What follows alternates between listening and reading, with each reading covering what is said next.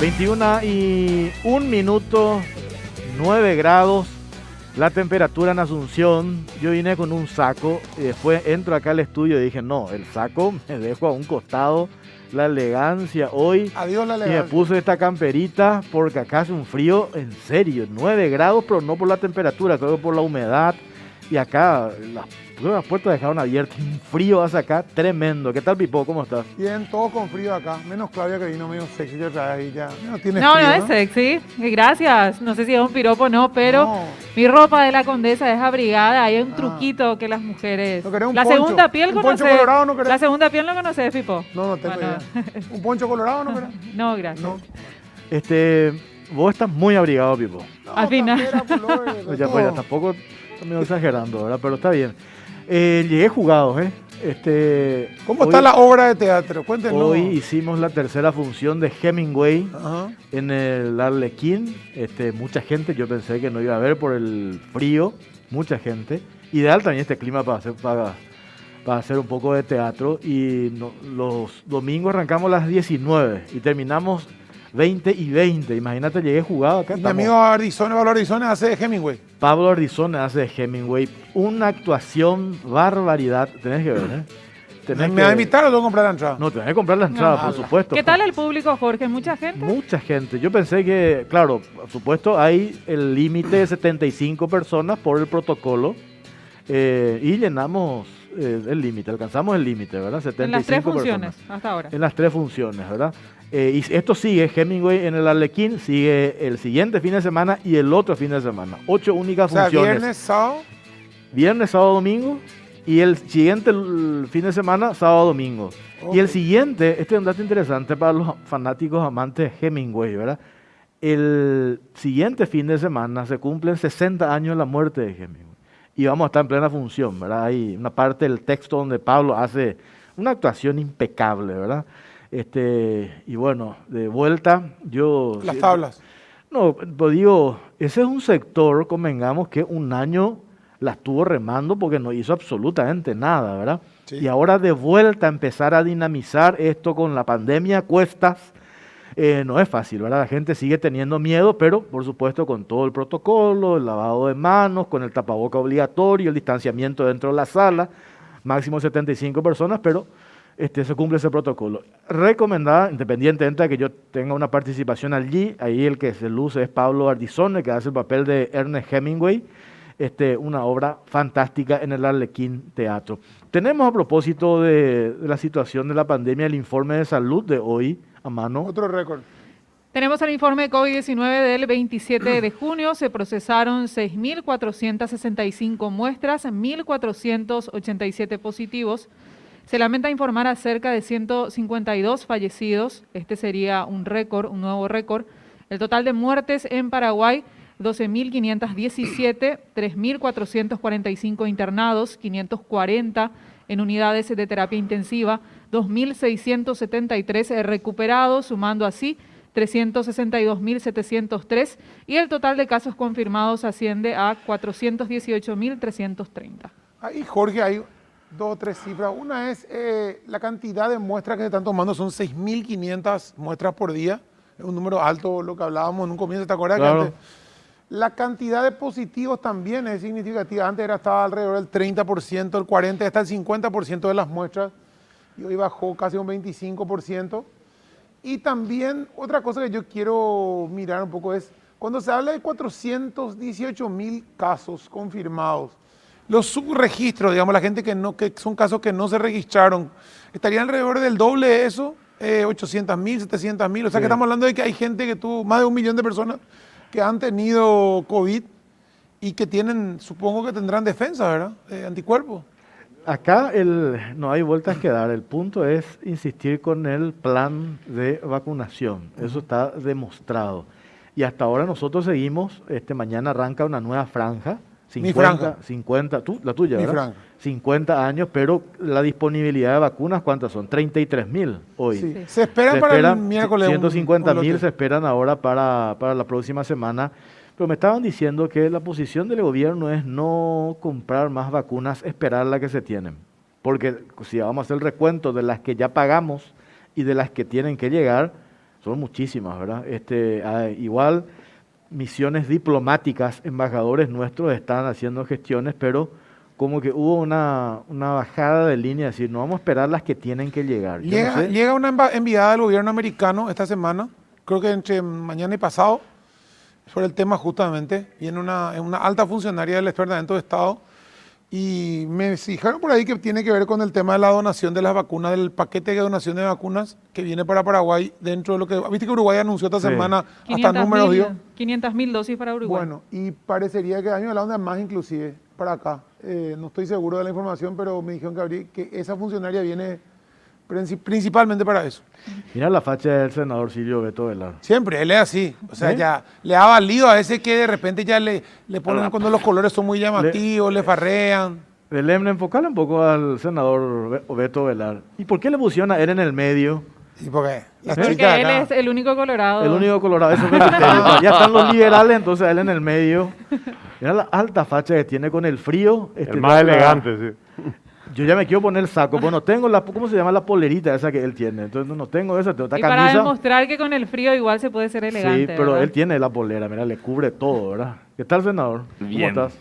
Pero eso es lo que yo siempre suelo decir. Yo uso algún atuendo y ya soy objeto de algún tipo de observaciones. Sin embargo, tus colegas Luis Vareiro, el amigo Roberto Pérez. Bueno, por ahí Roberto, este es el Sí. potro. No, lo de Roberto sí, otro, pero- sí. Pero mira la pinta de Pipo. No, No, o de Fernando Silva.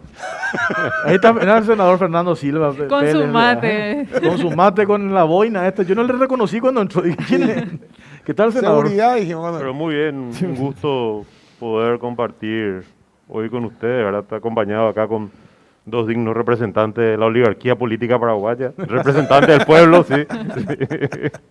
Y también Eusebio Ramón Ayala. ¿Qué tal, doctor? ¿Cómo estás? Muy bien, un gusto estar con ustedes. Saludos a los colegas y a la audiencia. Un placer que me Sí. hayan invitado. Nosotros vamos a hablar del tema político, pero queremos tener un contacto breve con Esteban Grillón, está en Miami, para que nos describa un poco la realidad allá, la situación desesperante, ¿verdad?, que sucedió la semana pasada. Y después ya entramos al debate y charlamos acá con nuestros invitados. Pues le saludamos a Esteban Grillón, ex cónsul de nuestro país allá en Miami. Hace años está Esteban. ¿Cómo te va, Esteban? Buenas noches. Hola Jorge, Eduardo, Claudia y a los que están presentes ahí en el estudio y sobre todo a tu cara audiencia de Carao Cruz, by the way, es como Sí. dicen acá. Sí, señor. Esteban, ¿cuál es lo último que se tiene? Veíamos estas imágenes, cómo se ha reforzado el sistema de rescate. Llegaron gente de Israel, vi que también de México para hacer el trabajo de rescatar a las personas desaparecidas. El número que se maneja hasta ahora, estamos hablando 159, 9 encontraron ya fallecidas. Pero ¿cuál es lo último, la situación allí? Contanos, Esteban, por favor. Bueno Jorge, te cuento que el número ese varía, ¿verdad? Porque pasa que aún quedan familias de los ocupantes que estaban registrados en esos departamentos que aún no se presentaron y se van presentando de a poco. Por ejemplo, teníamos esos 152 que vos decís, 159 desaparecidos. Y resulta que ahora dicen que de esos, 9 están fallecidos y 152 desaparecidos. Sumamos y da 161. Entonces, se subió en 2 números los desaparecidos. Quiere decir de que realmente está pasando esto que te estoy comentando, de que recién se están presentando algunos familiares a reclamar que sus familiares estaban ocupando allí y ellos no tenían idea de cuánta cantidad de gente estaba. Claro, y lo otro, Esteban, ¿hay esperanzas? ¿Qué dicen allí? ¿Hay esperanzas de esta tarea de rescate o ya es imposible viendo estas imágenes? Pasaron los días, esa cantidad de escombros encima. ¿Hay esperanza por lo que pasó el caso de estas personas rescatadas, este joven? ¿Qué es lo que mencionan allí las autoridades, Esteban? Bueno, referente a este joven, fue rescatado en la primera hora y él estaba en la parte esa que se salvó del edificio que vemos ahí en este momento en las imágenes, esa parte que estaba limpia, de ahí lo sacaron con los escombros, y la mamá fue la que falleció, ¿verdad? Esa fue la primera fallecida que contabilizaron, ahora estamos con 9 fallecidos. Pero yo te diría, Jorge, que A partir de hoy al mediodía, ya la gente perdió toda esperanza. Yo ya escuché a muchos familiares diciendo ya no hay forma.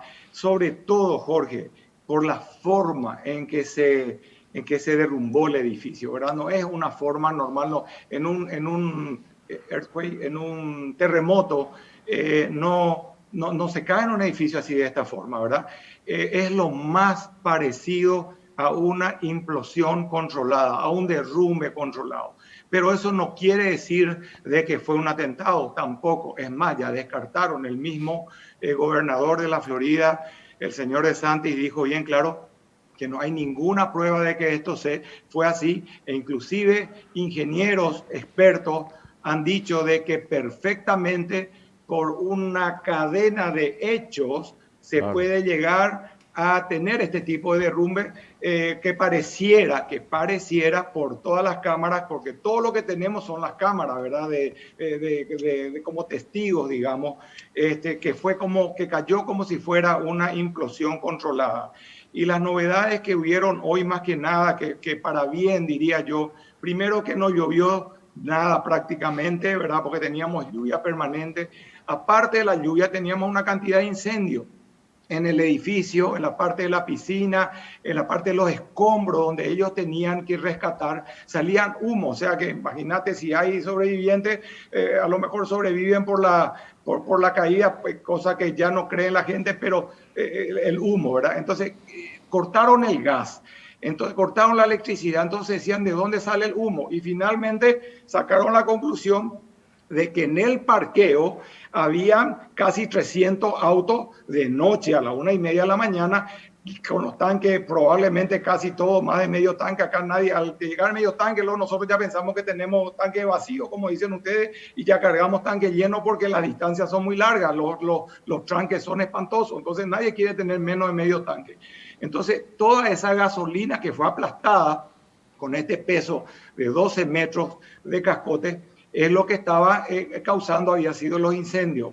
Entonces los rescatistas, los israelitas justamente que mencionaste, han propuesto hacer una zanja en el medio, que es lo que hicieron hoy, para poder tener acceso como una trinchera en el medio de todos los cascotes, para poder tener acceso al medio y poder tirarle espuma y agua para apagar esos incendios y esos olores a gasolina que estaban causando los tanques de esos 300 autos aplastados, ¿verdad? Así que esa es una novedad. La otra novedad que te quiero contar es de que un estudio de abogado que ya empezó el tema, ahora viene la demanda, ¿verdad? Claro. Eso es lo que era a gran escala. Sí. Contrataron a un ingeniero muy prestigioso a nivel mundial, experto en investigaciones de fallas estructurales, que se llama el ingeniero John Pistorino, que tiene más de 54 años de experiencia mundial en todo tipo de caídas de edificios, sobre todo de su especialidad. Estuvo en todas partes del mundo, en todos los terremotos, siempre lo contratan, tiene más de 54 años de experiencia, pertenece a una firma que se llama Pistorino en Alam, aquí local. Entonces, él dijo, anoté acá esto, Jorge, que le voy a dar a tu programa como una primicia, dice: es totalmente inexplicable que esto haya ocurrido, pues el concreto siempre da señales claras de alertas. Estoy desconcertado, dijo.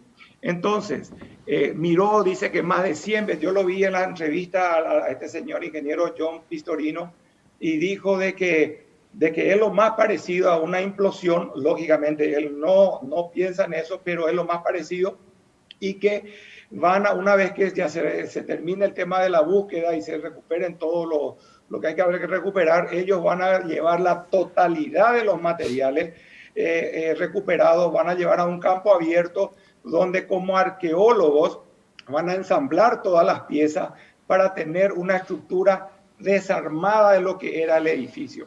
Y acá viene algo muy importante que tienen a su favor para saber y llegar al kit de la cuestión. Lógicamente van a tener también un laboratorio geotécnico para analizar las muestras del suelo que serán extraídas con perforadoras para estudiar si hubo o no algún movimiento de la base de los cimientos del edificio. Pero lo más importante es, yo acabo de enviarle a tu producción una gráfica que me encantaría que puedan poner ahí para tu audiencia y decirles algo que ahí está. Ahí está. Bueno, perfecto. Ahí a la izquierda, el primer cuadrado rojo, como ustedes pueden ver, es el edificio que cayó, ¿verdad? El edificio grande ovalado que está a la izquierda, eso es North Miami Beach, es una ciudad. Esa línea de la izquierda roja es lo que hace el límite de North Miami Beach con Surfside, ahí empieza Surfside. Entonces después tenemos la línea azul, ahí vamos hacia el norte para que se ubiquen un poco, al norte a la derecha. Entonces, el primer rojo, el edificio destruido. El azul, que también se llama Chaplan, ¿verdad? Pero se llama East, y después está el Chaplan North. El Chaplan North es una copia del edificio que fue, y es más, como ustedes pueden ver ahí, dice Build 1981, el mismo año se construyeron. Así que eso es una gran ayuda. Y otra cosa que nos dice es que les quiero decir, el alcalde de la ciudad de Surfside, que es donde ocurrió el accidente, dice de que el edificio North, el Chaplan North, ese que está a la derecha, el primer rojo, Sí. no tiene ni un problema estructural porque fue mantenido acordemente, independientemente de esos 40 años, que es la gran recertificación del edificio, que es el máster de todos los test que puedan pasar.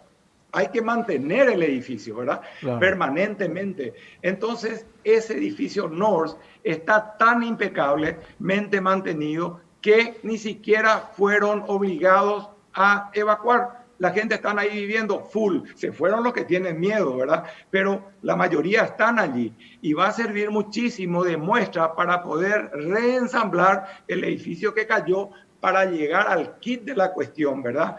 Para que se pueda saber exactamente qué es lo que pasó. Qué interesante esto último. Qué interesante, Esteban, esto último que estabas aportando, ¿verdad? Nosotros no teníamos esta info, va a ayudar muchísimo para determinar, es como que un espejo, ¿verdad? Es la réplica, es la misma copia del otro. Es una réplica igualita, los mismos constructores, los mismos, por eso que nunca se le acusó a la empresa constructora, porque no hay prueba. Lo que sí hay prueba de que estuvo mal mantenido, o sea, negligencia de la administración del edificio.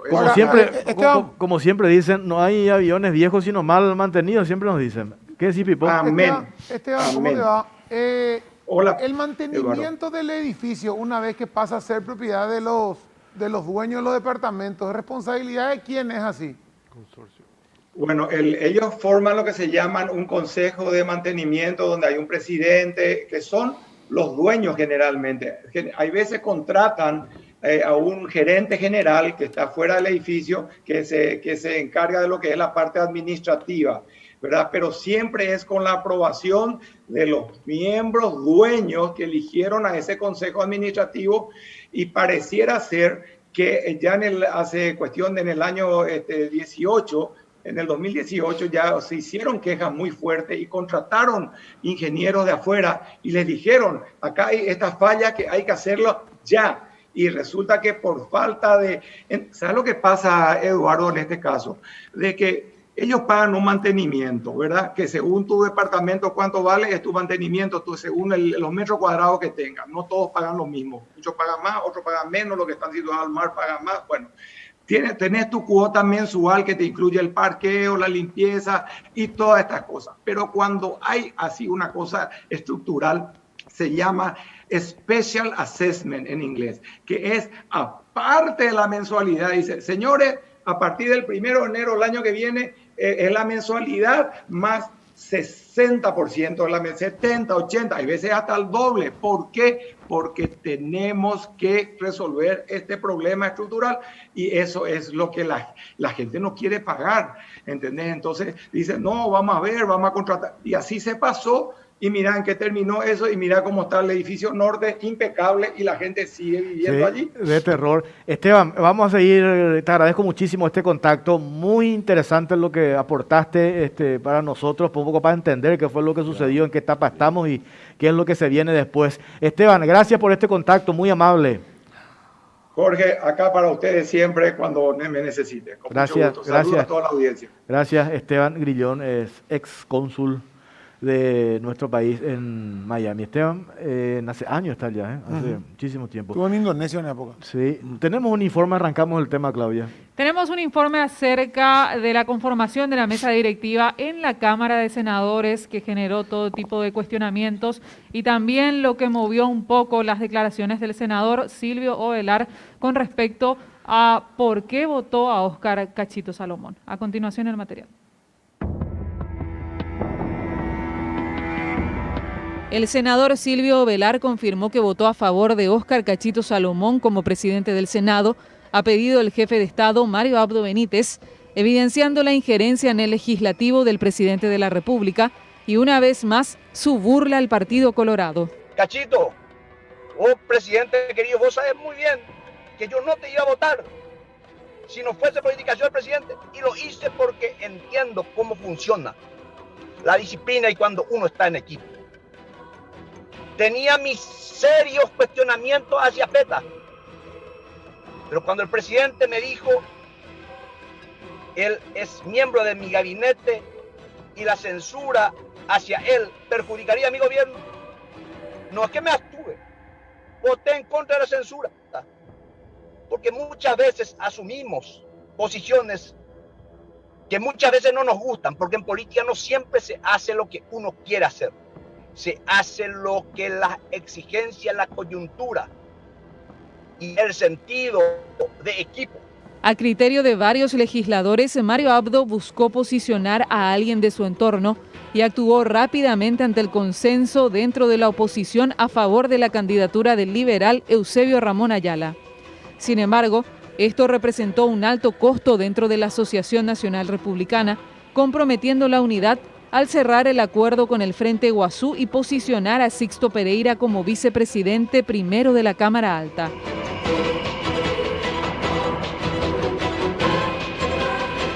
Si bien desde Colorado Añetete pretendieron minimizar lo ocurrido, el movimiento Honor Colorado fue tajante al acusar de triste e hipócrita la actuación de Mario Abdo Benítez, no solo por inmiscuirse en un acuerdo con el sector de izquierda, sino por no apoyar al candidato de Consenso Colorado, el senador Arnaldo Franco. Lo acusan de pactar una agenda política con el Frente Guazú que da vía libre a las invasiones, pretende el aumento arbitrario de los impuestos, que a la vez debilita al Partido Colorado, y expresaron que todo tiene un límite. Aseguran que la calidad del sistema institucional y la práctica parlamentaria se ven gravemente afectadas cuando factores ajenos al Congreso Nacional interfieren en las determinaciones que debieran ser soberanas del Senado de la Nación. De repente ya no entiendo, ¿verdad? Porque muchas veces critican porque me involucro en política y ahora critican porque no me involucré en política, pero PAP ya te voy. Tenemos una consulta para todos ustedes a través de las redes sociales, @CaroCruzPegui, que dice: ¿crees que Cachito Salomón desde la presidencia del Senado responderá a la agenda de los partidos de izquierda? Sí o no son las opciones, y los comentarios con el hashtag COCPI. Vamos a arrancar con Eusebio Ramón Ayala. Él era otro de los candidatos para presidir el Senado. Yo preguntaba así, mirando números, 17 colorados, 28 opositores. La lógica dice, bueno, un opositor tiene que presidir el Congreso. ¿Por qué no se logra eso, senador? Y no se logró porque la oposición no votó de forma unida. Eso es evidente, eso se ven con los números. 15 votaron por una candidatura de la oposición y el resto le votó a un representante del Partido Colorado. Todos los partidos de oposición y los principales líderes del Partido Democrático Socialista, del equipo de Desiree Masi, del Frente Guazú, de las dos bancadas del Partido Liberal y de otros sectores no colorados, para hacer una mejor distinción, dijeron, este año deberíamos elegir a un presidente que no sea de la línea oficialista, que no sea colorada y que sería de la oposición, etc. Entonces, a raíz de eso surgieron todas las candidaturas. de la oposición, por un andarivel, y por el otro, naturalmente, también los del Partido Colorado estaban haciendo sus negociaciones para tratar de tener la mayoría. Y todos querían tener, obviamente, el mágico y número de 23 para sesionar, porque 23 es el número mínimo para sesionar. Y bueno, y si uno tiene 23 votos a favor, bueno, con mayor razón, entonces ya asegura la presidencia. Y este fue un largo proceso. Fue muy cambiante porque surgieron muchos candidatos en los últimos 6 meses, por decir. Y sobre todo en el último mes y en la última semana. En los 15 últimos días. En las últimas semanas. Y sobre todo en los 2 últimos días. Nuestro candidato de la bancada B del Partido Liberal era Víctor Ríos. Desde el principio. Y el candidato de la bancada A, desde el principio, era Blas Llano. Y nosotros entre los 14 teníamos que consensuar. No hubo acuerdo entre los 14 todavía, porque había que consensuar también con los del Frente Guazú, con los otros para tener mayoría. O sea, finalmente, después Blas, el equipo de Blas Llano, la bancada A, dijeron, bueno, nosotros le nominamos a Blas Lanzoni. Y la bancada B del Partido Liberal dijeron, bueno, nuestro candidato sigue siendo Víctor Ríos. Y el de Frente Guazú, Fernando Lugo. El de PDP, Desiree Masi.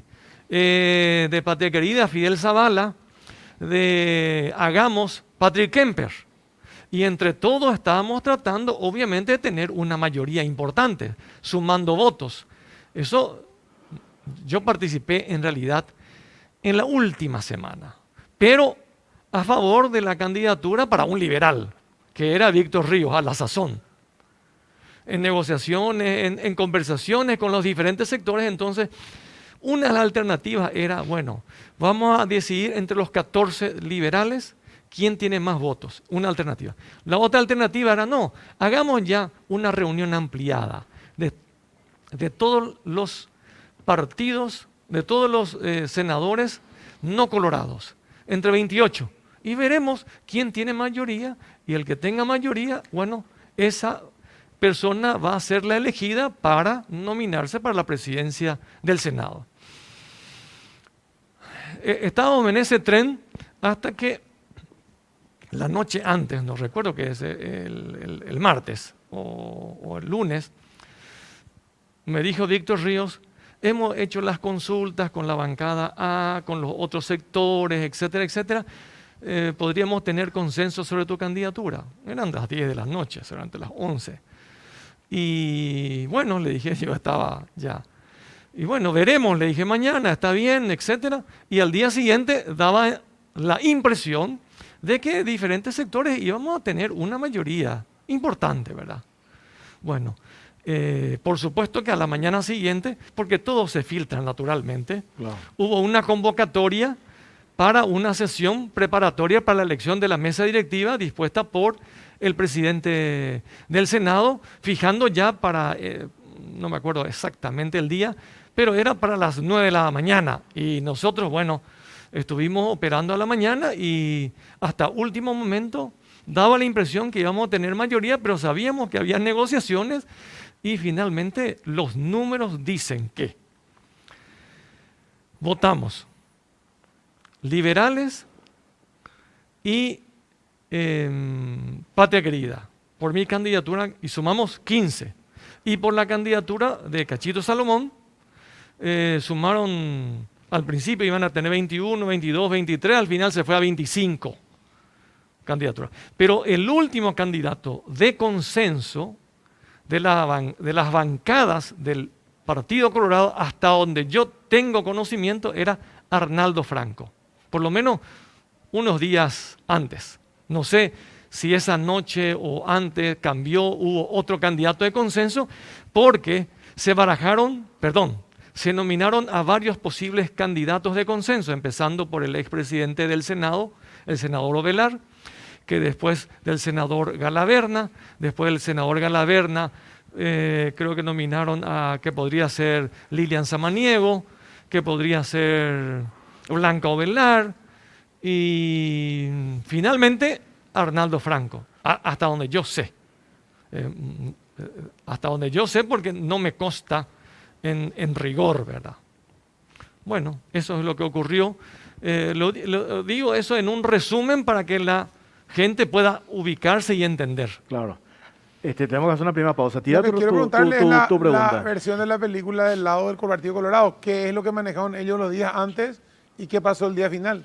Pero preguntarle al senador Ovelar cuando volvamos al corte. Cuando volvamos a la pausa. Dale, Sí, venimos ¿cómo? enseguida, venimos enseguida.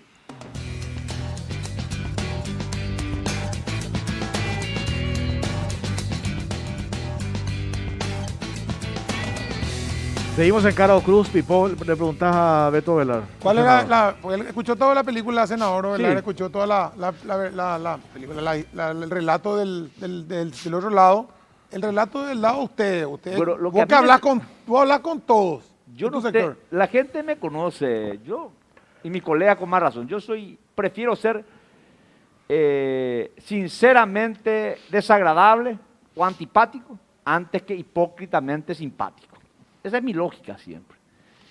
Y lo que me sorprende es que ustedes se sorprendan de lo que ocurrió en el Senado. Estamos hablando con Fernando, con Eusebio, que ya tiene. Esto es normal. Muchas veces se definen en las elecciones. Recuerdo el caso de nuestro amigo senador Acevedo. Sí. ¿O te acordás de Michel Carrizosa cuando fue presidente? La noche, la madrugada se define. O Filisola, ¿te Bueno, acordás? ¿qué es lo que aconteció? Desde la perspectiva colorada. Nuestro candidato original era Calé. El presidente simpatizaba. El presidente no operó nunca, porque él no es de aquellos que dice, esta es la posición y sigan. Nunca fue la forma de actuar de Marito. Después yo me abrí temprano porque no quise colisionar con un colega como Calé que tenía esa posibilidad, entonces ya me abrí, dije que no iba a correr. Buscando un consenso y una alternativa, se vio la posibilidad de que Arnaldo Franco sea el candidato. Pero Arnaldo Franco nunca llegó a cerrar los números. Porque convengamos que dentro del Congreso siempre existió un inconveniente dentro del partido, porque un hombre hábil, astuto, que siempre se mueve para que no se cierren los números, era Cachito, que jugaba a su propio partido. Entonces, ¿qué pasa? No se cerraba, yo estaba por Coronel Oviedo, en plena campaña electoral, hasta que el día de las elecciones me llaman, los propios colegas, el propio Arnaldo me llama que tenían los números para que Cachito sea el candidato. Entonces yo le dije, bueno, para mí que vos eras el candidato, le dije a Arnaldo, yo no voy a votar. Porque la contraparte era Eusebio. Y yo lo aprecio mucho a Eusebio, pero no me iba a salir del partido, más aún en esta coyuntura. Es ahí que me llama el presidente de la República. El presidente de la República no me dice, Beto, la orden es votar. No, me dijo. Mira, estamos en este escenario. Aquí ya hay dos alternativas. O Eusebio Ramón Ayala o Salomón. Eusebio tiene una posición claramente antigobierno. Claro. Y yo valoro la actitud de Eusebio. Y en contrapartido, Cachito, vos le conocés a Cachito Mesa. Pero es nuestro correligionario. ¿Qué le conoce a Cachito? Para el que no le conoce a Cachito. Cachito no es de los tipos que se va a jugar por el gobierno. Ni por nadie, porque Cachito es pro Cachito. Juega para Cachito. Él es un tipo muy hábil, un político versátil, astuto, se mueve muy bien. Pero teníamos dos opciones. O tener a un amigo como Cachito, que juega su propio partido, pero en contrapartida le tenía a un contrincante que sabíamos muy bien iba a hacer una campaña en contra del gobierno. Porque esa es la posición, y yo respeto el rol que tiene Eusebio de ser opositor. Entonces, Entre paréntesis nomás. Sí. Brillante es esa lógica para los colorados, pero digo más, lastimosamente no está nadie. ¿Cómo se aplica esa lógica para tus correligionarios? ¿Cómo se aplica esa lógica a los no colorados que votaron por Cachito, verdad? Eso nomás, ¿Y entre por qué paréntesis. nosotros no sobrevivimos en el poder? Porque entendemos la lógica. Entonces, a mí no me impusieron. Yo entendí nomás ya que era lo que convenía y obré en consecuencia. Pero, senador, en sus declaraciones que pasamos en el material parecía usted muy resignado y obligado a ese voto a No, Cachito. Porque, lo expresó así. porque mi candidato original era Calé. Yo quería un hombre con carácter. Ah, Yo quería un presidente del Congreso de la Nación que tenga posiciones claras, sin ambigüedades. Por eso el comunicado de Honor Colorado me pareció desmesurado, porque hipotetiza hechos que son de imposible cumplimiento, porque acá los colegas saben. La alianza de mesa directiva muchas veces se disipan al día siguiente en una votación.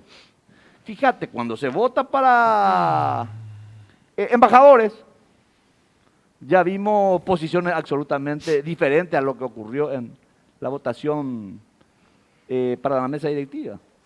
Por eso, yo no quiero sobredimensionar que haya acuerdos para invadir propiedades, no, porque hay amigos, colegas, quienes votaron a favor de Cachito que tienen posiciones totalmente contrarias.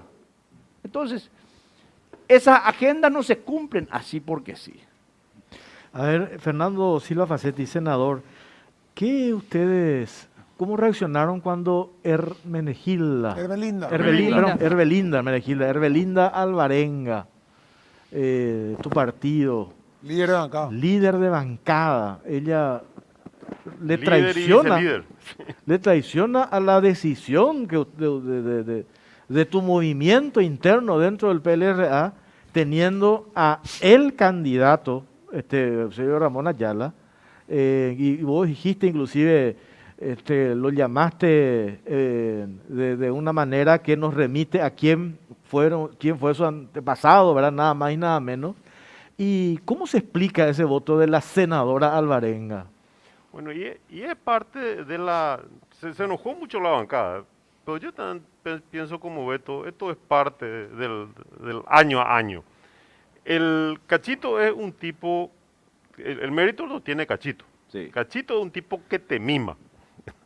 Y hay gente dentro del Senado de que le gusta ser mimada. Entonces, Beto no es un tipo simpático. Llano no es un tipo simpático. Pero le mima, ¿qué Eusebio quiere decir, tampoco. verdad?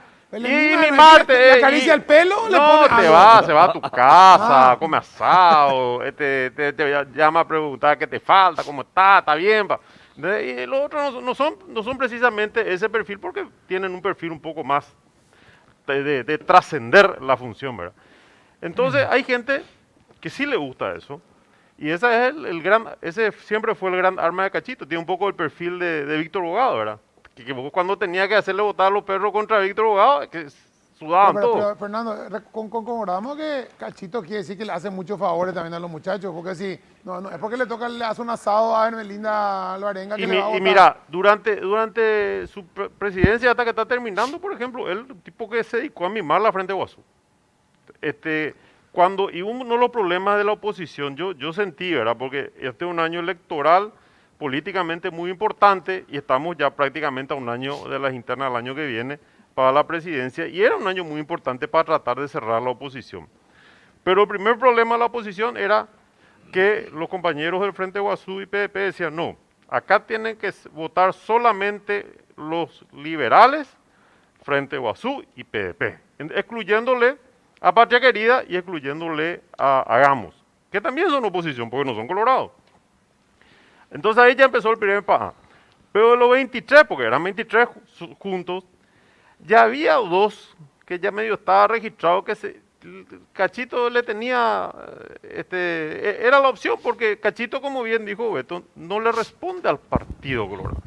Cachito le responde a Cachito. ¿Sí?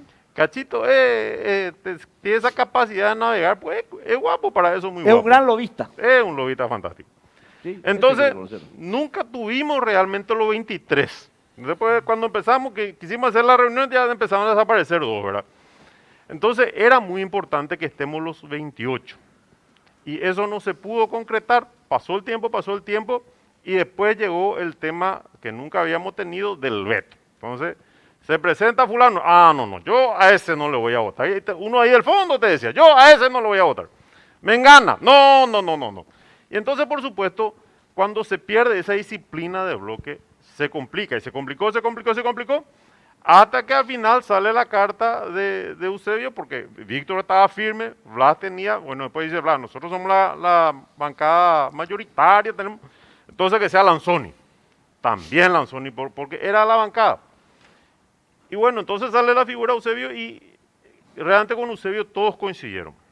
Y finalmente, ya cuando sale la candidatura, ya estaban todos embarcados en el otro tren. Entonces, lastimosamente no se dio. Y ahora vamos a ver lo que viene después, ¿verdad?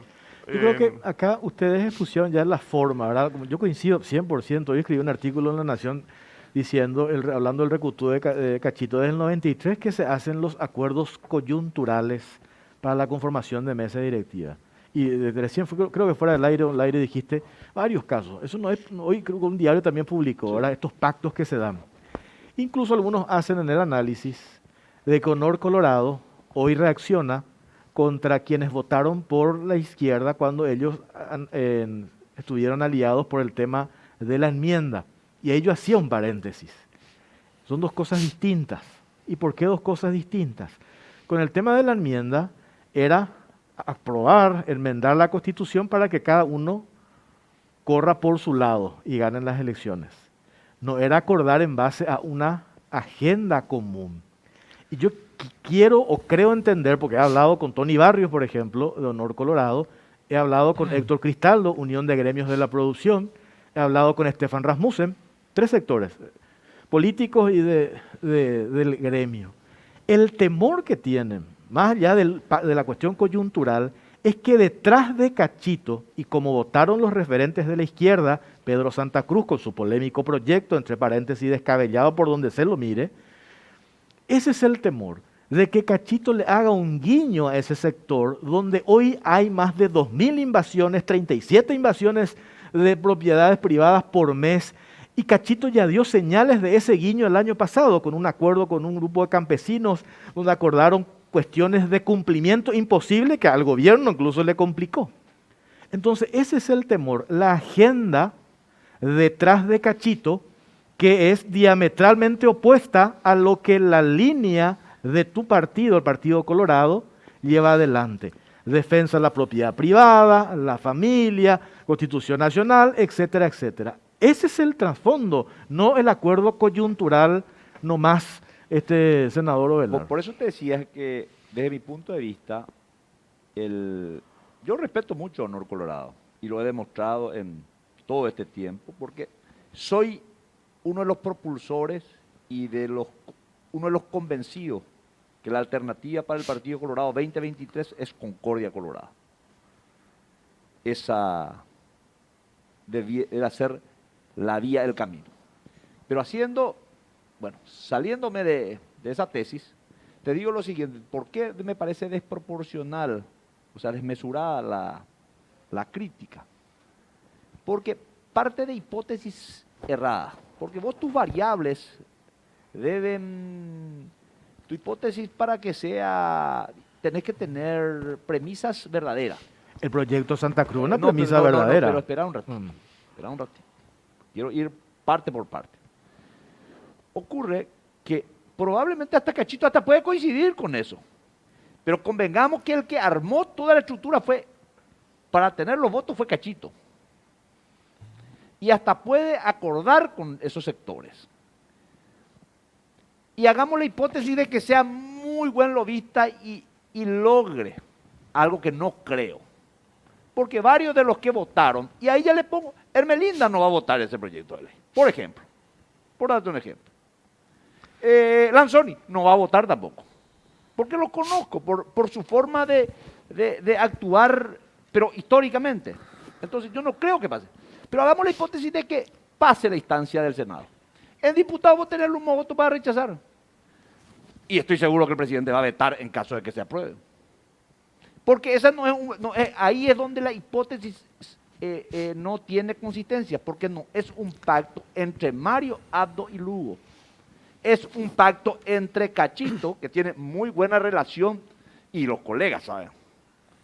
Porque Cachito es un gran lobista, va de pesca, come asado, permanentemente, y hasta, a veces, hasta le bromeo yo a Cachito, le digo, tu director técnico es Lugo, le digo. Por una forma de decir, ¿verdad? Por la senador, sintonía que tiene. El hecho de que yo soy inversionista, o yo soy inversionista y quiero venir acá, o quiero invertir acá un paraguayo, una persona que quiere invertir en algo, y ve que en el Senado la seguridad se la da la Cámara de Diputados, no el propio Senado. Si en el Senado puede salir cualquier mamarracho, aunque sea inconstitucional, porque el presidente del Senado necesita votos para ser presidente del Senado, para seguir operando y seguir generando cosas a su favor y a su equipo, quiere decir que yo tengo que estar con una vela prendida que en diputados no pase lo mismo. O sea, pues en diputados también. O sea, es que hay lobistas y hay gente que necesita este favor y este otro favor, porque acá ustedes no quieren decir, hablan de asado y de pescar, pero lo que se habla realmente son favores, o sea, nombramientos, recategorizaciones, aumento de salario, conseguirte esto, conseguirte lo otro. Acá tenemos liberales que tienen concesiones para trabajo, de contrato en Itaipú, o sea, contrato de trabajo enorme en Itaipú. Ya pasó la vez pasada cuando hubo una votación que un senador liberal no iba a votar contra el presidente porque tenía un contrato de limpieza en Itaipú. Entonces, ese eufemismo de hablar del asado, yo entiendo que ustedes no pueden hablarlo, pero nosotros sabemos cómo se mueve el tema de Cachito. Entonces, No, pero aparte preocupa ahí tenés... que la cláusula de seguridad le esté dando diputados o eventualmente un veto de un presidente cuando debería ser senadores, que es la instancia para mí superior dentro del Congreso, la que debería ser la más seria. No tiene nomás mucha seriedad cuando te digo, no te preocupes, acá lo que probemos nosotros no vale, luego 100 diputados van a trancar. ¿Te parece? El hecho de que sea portada de los diarios, que se hable de un proyecto con esas características del proyecto de Santa Cruz, ya al inversionista ya dice, vamos a esperar nomás, porque acá parece que esto puede agrandarse. Imagínate una situación como esta.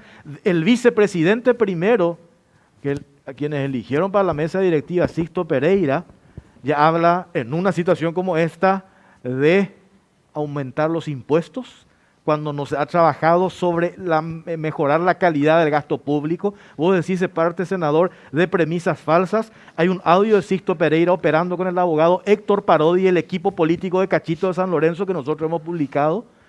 No, hay hechos objetivos que conducen a una cuestión muy preocupante. Yo lo que te estoy diciendo nada más, Jorge, con mucho respeto, es que hay un circuito que seguir. Y de ese circuito, yo te puedo casi asegurar que en el Senado mismo no va a tener viabilidad lo que estás planteando. Y es más, tenés el reaseguro en la Cámara de Diputados y en el Ejecutivo. Porque el pacto no es un pacto de una agenda con el presidente de la República. Convengamos que el que consiguió los votos, y estos colegas te pueden decir, el que consiguió los votos fue Cachito. Gracias a su articulación, no es porque fulano o mengano le ayudó, no.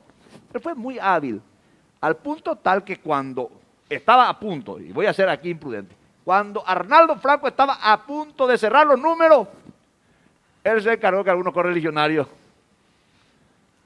no se plantaban. Entonces, nos cerramos los números y el único que finalmente llegó a tener los números fue él. Al punto tal que si yo no votaba, el presidente me llama porque no sabía si iba a haber números o no. Y no me dice, vaya y vote, no. Me dice, estas son las alternativas. Un antigubernista, el amigo Ramón, y por otro lado Cachito, que tiene más afinidad con nosotros.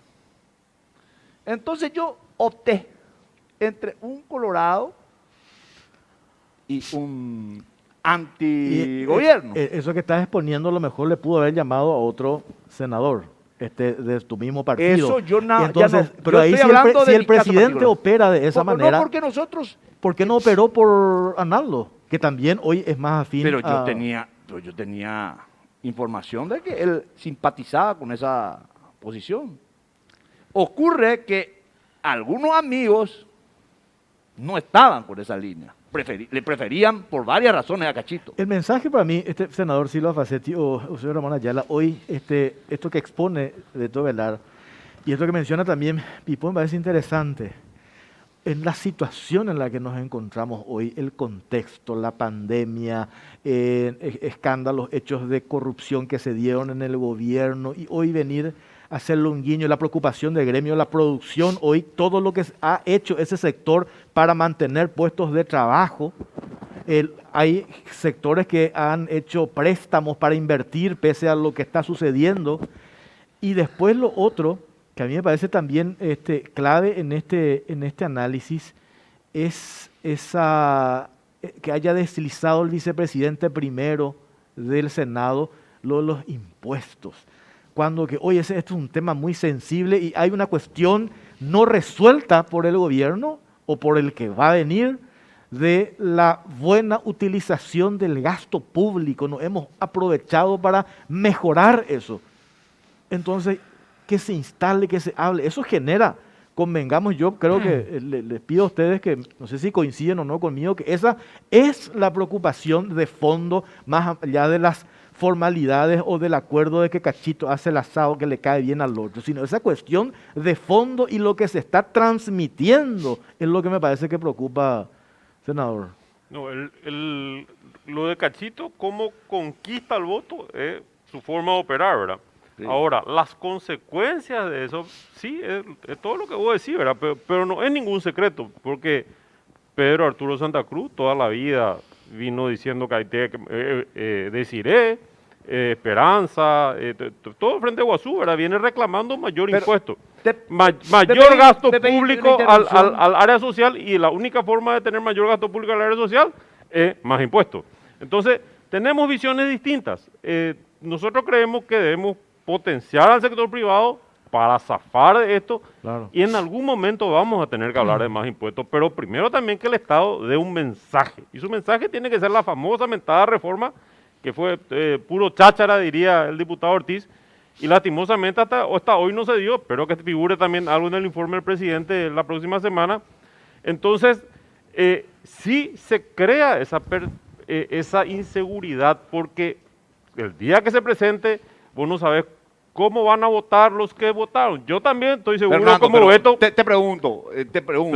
¿Te pensás que Afara, te pensás que Juan Darío Monjes, Zacarías Irún? Bueno, cuando se presente... Yo te decía, si esos tres nombres te digo, pueden votar cualquier cosa, depende del momento. Que cuando se presente, bueno, van a salir los productores afuera y van a venir los campesinos a reclamar.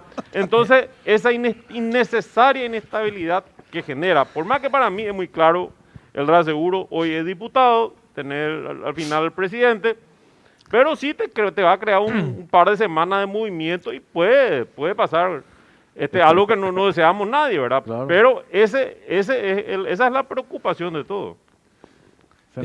Yo coincido parcialmente en el sentido de que es cierto que la relación interpersonal es muy importante, pero hay que poner en un contexto, es uno de los factores. Puede darse en el primer año, puede darse en el segundo, ahora en el tercero es muy difícil que se dé, en el cuarto es más difícil todavía, en el quinto también, porque quieras o no, el Partido Colorado, como bien lo dice el senador, entiende la lógica que ellos están en el gobierno y pueden hacer todos los acuerdos con tal de mantenerse en el gobierno, y les fue bien. Ahora, a la mayoría de la oposición eso le costó entender y por eso estamos en la oposición. Entonces, nosotros, y yo fui uno de los que trató de articular, no sobre mi candidatura, sobre la candidatura de Víctor, sobre la candidatura de Blas, de los otros opositores no colorados, atendiendo el contexto. Porque si todos los no colorados y algunos colorados critican al gobierno, que ya tenemos más de 12.000 fallecidos por la pandemia, si tenemos una mala utilización de los recursos del Estado, de más de 2.000 millones de dólares, y que se le dio una carta blanca, cheque en blanco, inconstitucional, de manejar a su arbitrio. Digo arbitrio, porque maneja con arbitrariedad posiblemente, o con discrecionalidad, para no ser tan duro. medidas económicas, monetarias, administrativas y fiscales, de acuerdo a la ley de emergencia financiera y todas las autorizaciones habidas y por haber. Pero además, se excede el Ejecutivo largamente al aplicar cuarentenas negligentes, inconstitucionales, perniciosas, perjudiciales. Y que se demostró con los hechos, porque yo no disimulé mi crítica asertiva, mi crítica objetiva, mis evaluaciones periódicas al manejo de la pandemia, al presidente de la República y al ministro Mazzoleni desde el mes de abril del año pasado, que fui criticando de que sus medidas eran incorrectas. Bueno, lo fui criticando todo el tiempo, mientras otros se estampaban acá, no sé, ¿cómo se llama? Tatuajes con la cara de Mazzoleni, otros cantaban 13 Tuyutí. El presidente de la República dijo que las críticas de la población, de los familiares que tenían a sus familiares muertos y que los hospitales no tenían absolutamente nada, entonces decían no, porque era el futuro presidente, por una gran aceptación, etcétera. Al final hizo Mario Audo lo que tenía que haber hecho hace 10 meses atrás, cambiarle al ministro que era absolutamente incompetente. Dentro de ese contexto, todos los opositores que le votaron a Cachito, le criticaron después al presidente, le criticaron a los ministros, le criticaron a Mazzoleni diciendo que se manejó muy mal la pandemia después de 12 meses. Ok, entonces por eso todos dijeron, tenemos que encontrar un candidato de consenso de la oposición para que pueda presidir el Senado, para que la población tenga por lo menos una alternativa, porque a nadie escapa que independientemente de las relaciones personales, del manejo administrativo, presupuestario, etcétera, a partir del tercer año, el presidente del Senado está en la línea de sucesión. Y ya tenemos un presidente colorado, por supuesto, un vicepresidente colorado, un presidente del Senado colorado, un presidente de la Cámara de Diputados colorado y un presidente de la Corte Suprema de Justicia colorado. Bueno, dentro de esa lógica daba la impresión que todos los opositores entendían perfectamente la lógica del poder, de qué se estaba discutiendo. Para más, estamos en internas y además estamos en elecciones municipales para octubre y el próximo año vamos a tener internas para las elecciones del 2023 de definición de candidaturas, diputados, senadores, gobernadores, presidentes. Entonces, yo veía bien claro el tema, lo he analizado, tengo el plan de lo que debe hacer el gobierno y que no lo hizo nunca. Y yo me encargué de criticar para poner un paralelismo, para decirle a la población, estamos gobernados por un gobierno inepto, algunos lo llaman criminal, por más de 12.000 muertos, y los familiares, centenares de familiares que se van y lloran en los hospitales. Lloran en los hospitales, pero eso es real. Y se va y no encuentra un remedio, no encuentra un respirador, no tiene cama de terapia intensiva. ¿Y qué hicieron con los 2.000 millones de dólares, o 1.600, más todas las posibilidades que tenía para construir en un año y para preparar? No lo hicieron. Entonces, dentro de esa lógica yo dije, este es el momento. Y yo dije, bueno, ok, tenemos que impulsar la candidatura de un opositor. Ahora, no hubo un consenso y al final me eligieron a mí a última hora, que podría haber parecido de consenso, pero al día siguiente, y yo creo que el presidente de la República operó abiertamente. No tengo mayores datos, no puedo confirmar, pero es natural que el cambio de actitud o de postura de algunos del Partido Colorado, y bueno, y es natural que ellos lo hagan, consiguieron el objetivo al final, porque Beto dijo claramente, entre un opositor al gobierno, entre tener un amigo que es de la línea oficialista, porque convengamos que Cachito es de Colorado Añetete y es del presidente de la República. Entonces, lastimosamente la oposición debe entender, después de esta lección, porque debe entender todos los opositores, y la gente tiene que entender de que, está bien, el Partido Colorado ganó las elecciones, nadie discute. Está en la línea de sucesión del vicepresidente, nadie discute porque ganó las elecciones, pero la responsabilidad en el destino y la salud y la vida de la población nos involucra a todos y nosotros tenemos que hacer todo lo posible como opositores para tratar de rectificar cuando vemos de que el destino de la gente está en riesgo con más de 12.500 muertos. Tenemos que hacer una pausa a la vuelta, senador Beto Velar, tiene usted la palabra. A la vuelta de la pausa cortita venimos enseguida. Vivimos en un país lleno de uniones famosas como Pharmacenter y Banco Basa que se unen para traerte la primera tarjeta de crédito que te cuida con beneficios increíbles todo el año. Solicita tu tarjeta llamando al 021-618-7070 o ingresando a www.bancobasa.com.pi. Banco Basa, cuando quieras, estamos.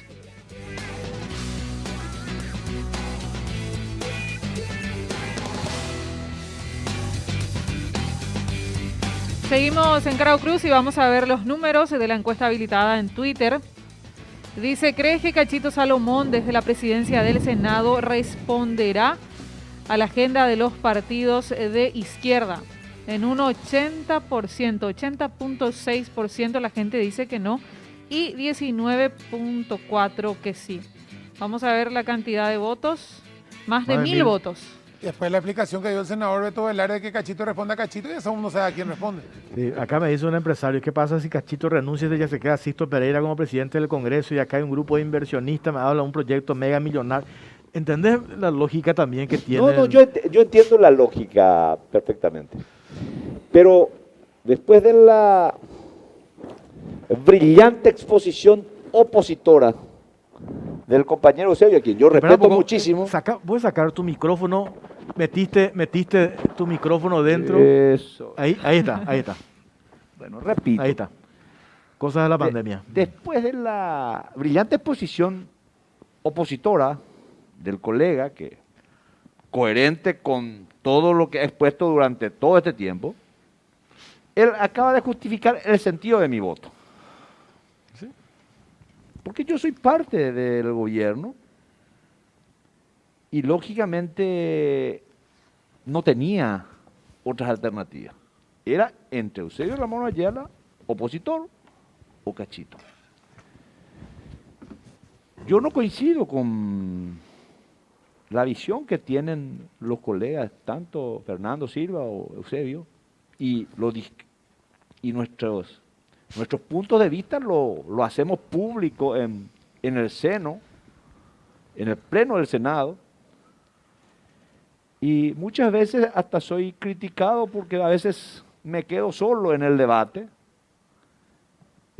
argumentando a favor de este gobierno. Y muchas veces suelo hasta criticar internamente el funcionamiento orgánico de Añetete, y a vos te consta, Jorge. Sí. Y suelo reclamarle incluso al propio presidente por qué los amigos son tan indiferentes con él. Y suelo hacer un paralelismo. Cuando el presidente Cartes gobernó este país, yo era disidente, pero tenía una bancada que se turnaban, ¿te acordás, Fernando? Uno por uno para defender al gobierno. Y hoy, salvo honradas excepciones, quedamos a veces como el llanero solitario ahí. Tengo que pedirle auxilio a Caleo, a veces a algunos colegas, porque lamentablemente somos indiferentes.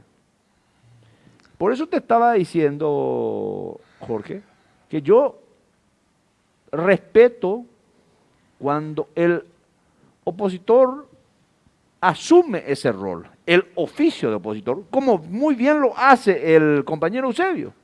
Imagínense, desde la presidencia del Senado de la Nación, tenerla él, y ubicarte en el lugar del presidente de la República. ¿A quién preferiría en la presidencia del Congreso? Ahora, Pero en cambio le votaron como vicepresidente primero a Sixto Pereira. Que incluso hay una recomendación de la El Comisión vicepresidente es como el arquero suplente. La rueda de auxilio. Nosotros conocemos muy bien. El presidente de la República, el presidente del Congreso, son los que tienen realmente Ahora, el control, la conducción. La brillante posición opositora, dijo el senador colorado, oficialista, Beto Velar, Eusebio Ramón Ayala, y me parece que coincide un 75% de la población, si no es más, con tu postura, con lo que vos aclarar de expresar. No, yo no, es que yo coincida con su planteamiento. Yo digo que la población en general coincide con la posición. El enojo de la población, si vos lo medís en la calle y lo medimos nosotros que hablamos con la gente y decimos 75, 80% de la población piensa literalmente como piensa él.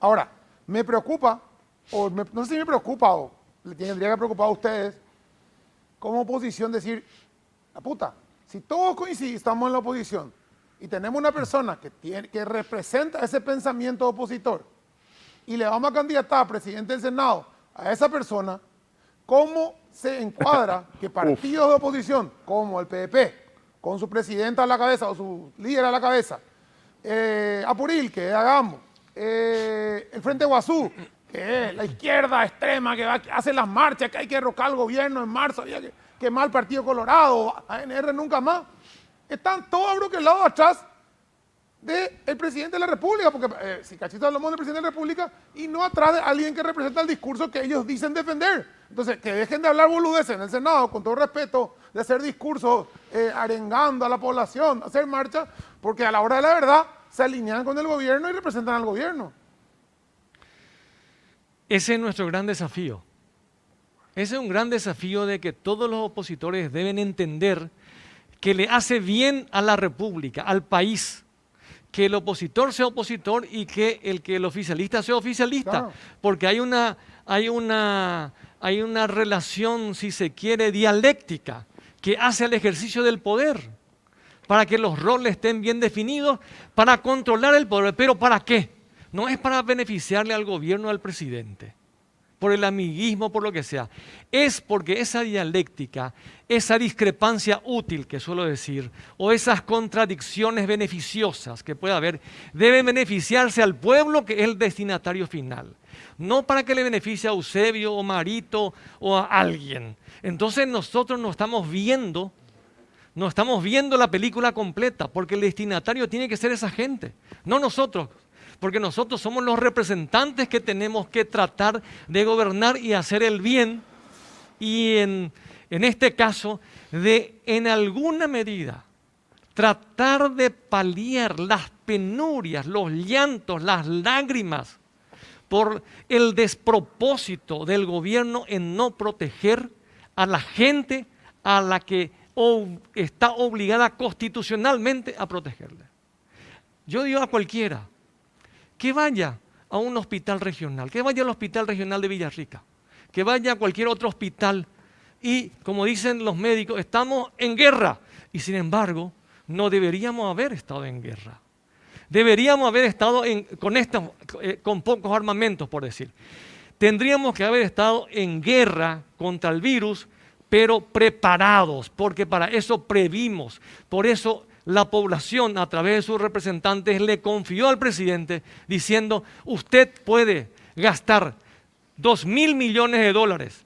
Usted solo puede modificar el presupuesto, tomar medidas administrativas, monetarias, fiscales, etcétera, para tratar de ganar la batalla. Y la ley de emergencia tenía 3 objetivos básicos, absolutamente verificables. Y yo me he encargado de hacer la evaluación mes a mes en el Senado, con indicadores objetivos de la estadística y también de la percepción ciudadana. ¿Cuáles son los 3 objetivos básicos de la Ley de Administración Financiera para darle el vagón de plata para que administre prácticamente sin controles al gobierno? 1, preparar el sistema de salud. Preparar el sistema de salud. Proteger el empleo y evitar el corte de la cadena de pagos.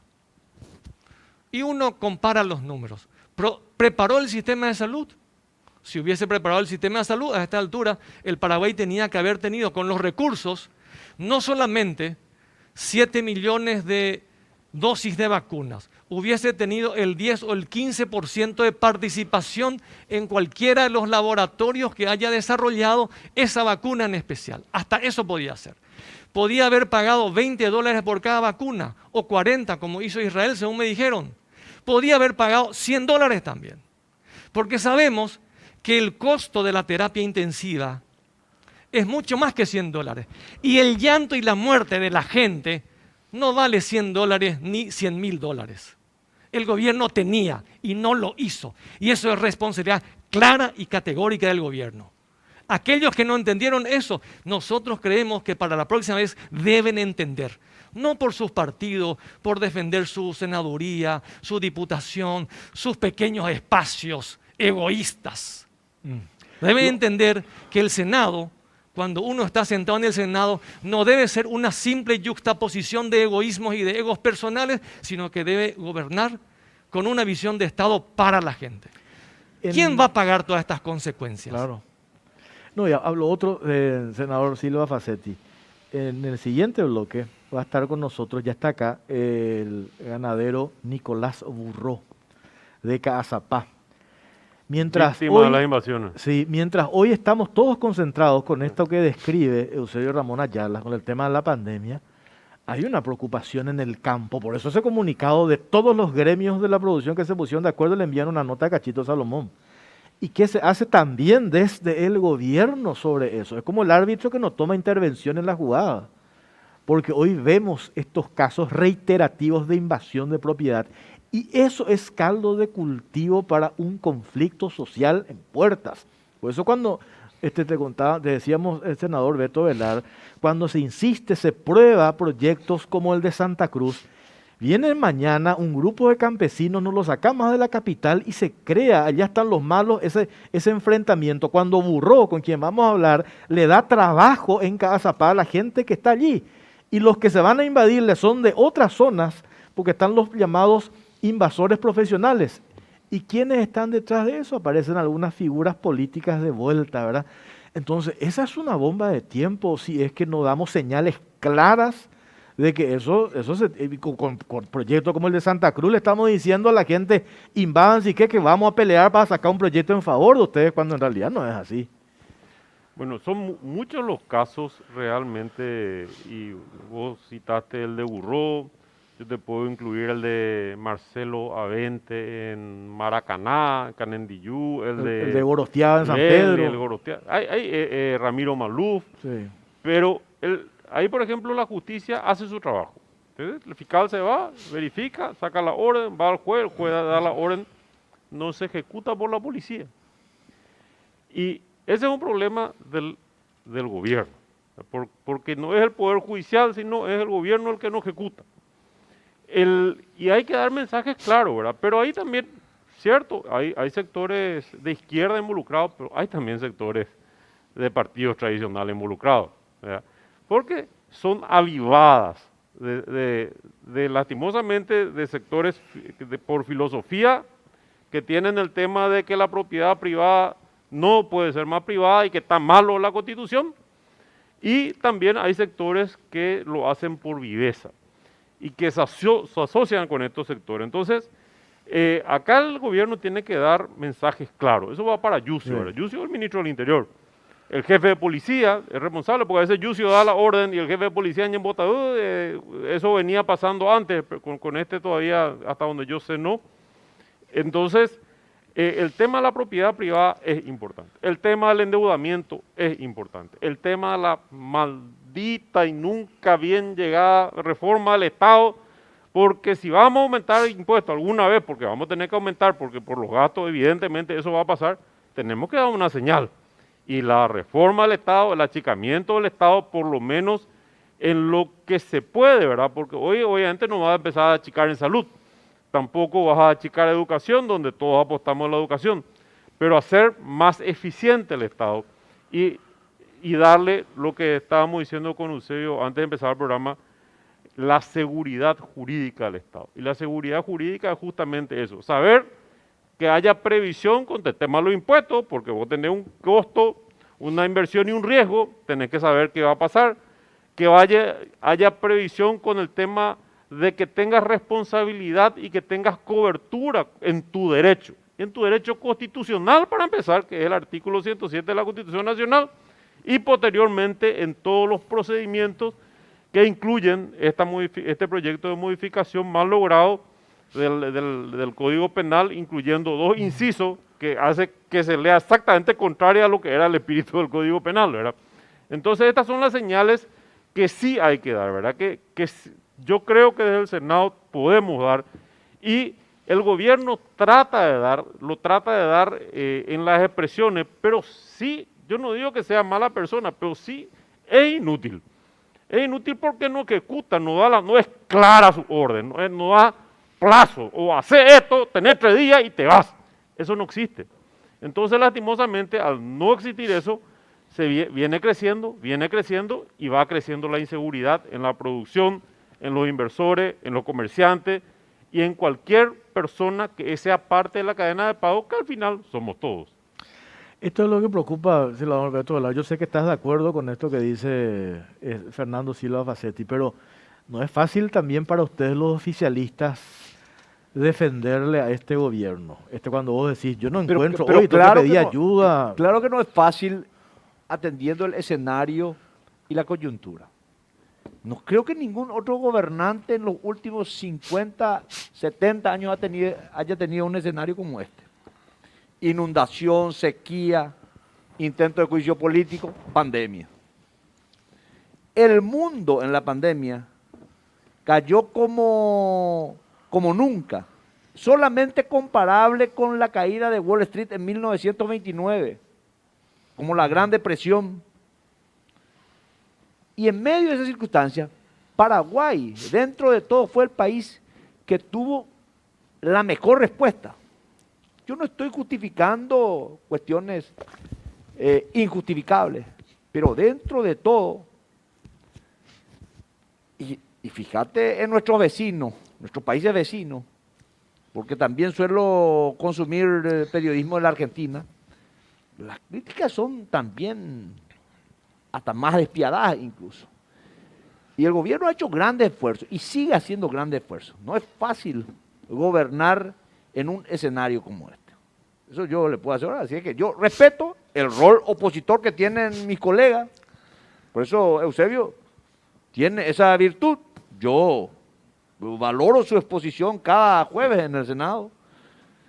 Y bueno, con más razón justifica la posición que ha asumido en el momento. Pero lo que yo suelo decir es porque yo quiero que el presidente lo haga.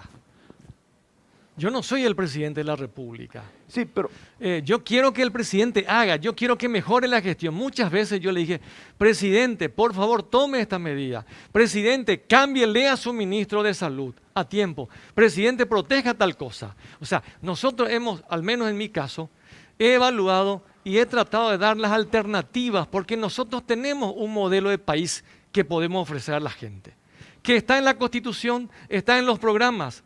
Ahora, en la defensa, en muchas cosas. Entonces, ¿qué es lo que nosotros necesitamos? El presidente de la República fue electo para ejercer desde el 2008 al 2023. ¿Qué necesita la población? Necesita un gobierno eficiente. Necesita un gobierno que tenga una mirada social. Necesitamos de que le dé garantía a la gente que produce. Necesitamos que haga cumplir la Constitución. En síntesis, ¿por qué? Porque nosotros habitamos en este país, apostamos en este país algo, Eusebio, y necesitamos. Pero convengamos algo, Eusebio, y la preocupación que me plantea Jorge. Este gobierno en ningún caso, en ningún momento ha hecho guiño a favor de las invasiones ni en el quebrantamiento del Estado de Derecho. El gobierno siempre ha sido claro. Quizás critiquen que no sea lo más ágil, lo más rápido, pero el gobierno en cuanto al respeto a la propiedad privada y a la seguridad jurídica siempre dio señales claras y estoy seguro que esa línea no va a cambiar. La inacción a veces es una señal, es un guiño. El caso de los burros tardaron casi 6 meses. Nos va a contar enseguida detalles para que para que reaccione la policía. Y cuanto más se demora, vos sabes cómo lo que genera eso en materia de pérdida por un lado, y los otros se están consolidando, ¿verdad? Ya estaban a punto de lotear ahí creo que 2.000 hectáreas, ¿verdad? Esa inacción también, la falta de respuesta inmediata, también es una forma de hacerle un guiño, senador. Y eso es lo que no se tiene, esa reacción inmediata. Yo no sé si es por el carácter de Yucio, que él como que se toma su tiempo, analiza, pero necesitamos reacciones inmediatas porque si no, lo que estábamos hablando, esto es una bola de nieve que después no sé cómo vamos a controlar, ¿verdad?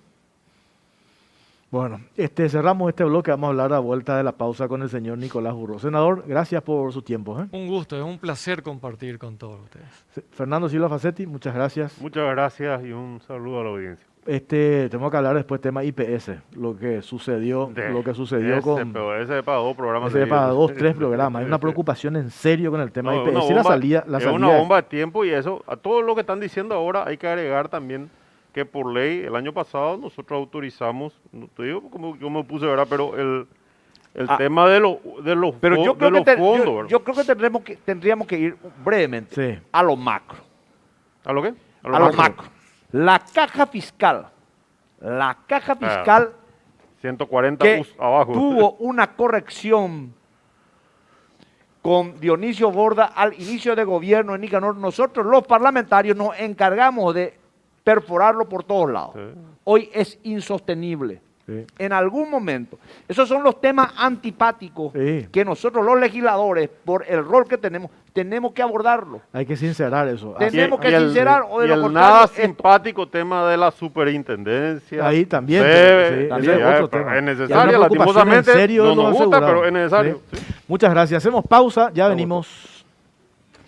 VR Car es la mejor solución para el control y ahorro de tu flota de vehículos. Personaliza quién carga, dónde carga, cuánto carga, vehículo por vehículo.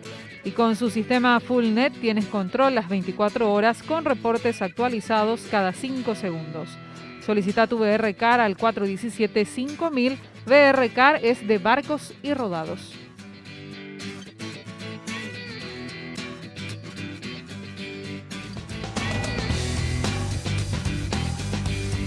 Seguimos en Caro Cruz y ya avanzamos en el segundo tema de la noche. Vamos a hablar acerca de este proyecto del Partido Democrático Progresista que finalmente fue retirado por el senador Pedro Santa Cruz, pero advirtió que lo volverá a presentar. Hablamos de este proyecto que despenaliza las invasiones. A continuación, el material.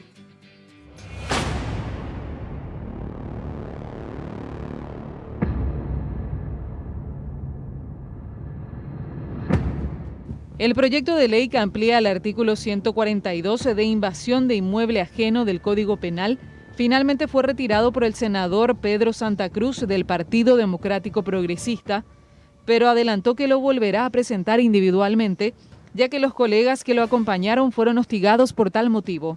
Dijo que no retrocederá en su intención de transparentar la tenencia de tierras mal habidas en el Paraguay. La propuesta establecía en sus artículos 3 y 4 cuánto sigue.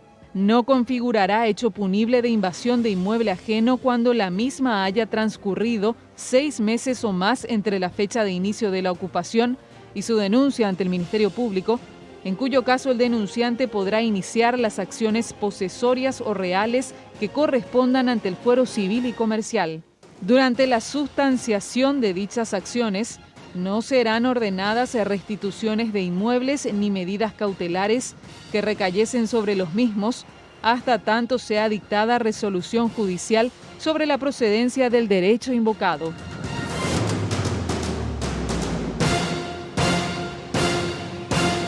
Los gremios empresariales de todos los sectores del país rechazan la propuesta y alegan que es un intento de legalizar las invasiones a propiedades privadas. Aseguran que el proyecto es violatorio de los principios constitucionales, además de ser perjudicial para la economía y el desarrollo del país, alegando que es un momento en el que se necesita paz y seguridad para trabajar y generar empleo. Además, repudian la conformación de la mesa directiva del Senado, la que representa la erosión de los partidos políticos y evidencia los intereses individuales o coyunturales y no el interés general del Paraguay.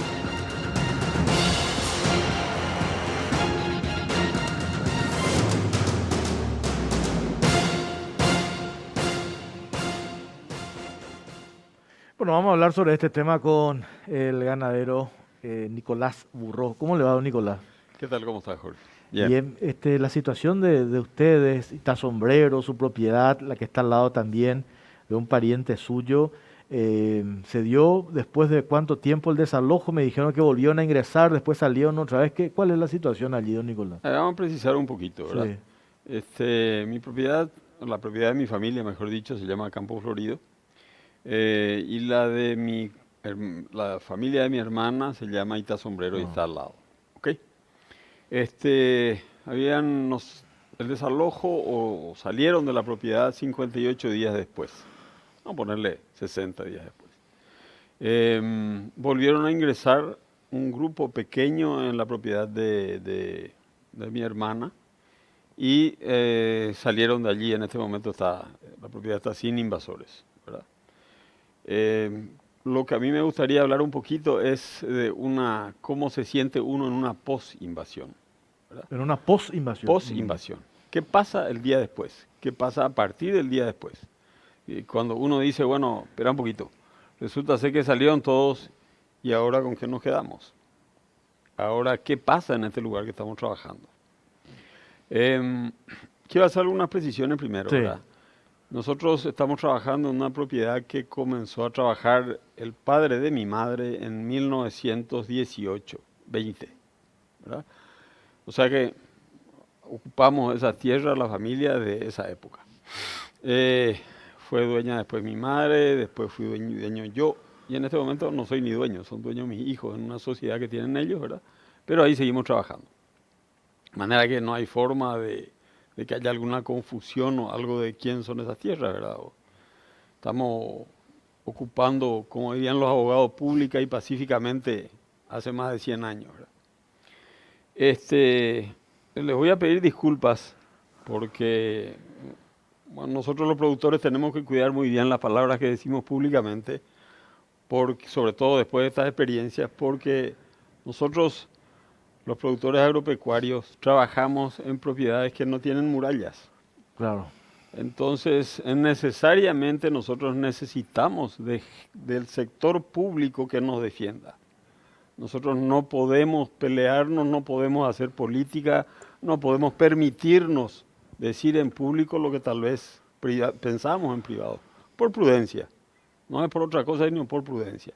Pero así todo hay cosas que sí tenemos que decirlas porque si no, este tema del tema de la propiedad privada, de la defensa de la propiedad privada, es una cuestión que evidentemente uno no se puede quedar callado porque las cosas están dadas en toda Latinoamérica en este momento, y hablemos un poco de Latinoamérica, de gente que está a favor o en contra de la propiedad privada.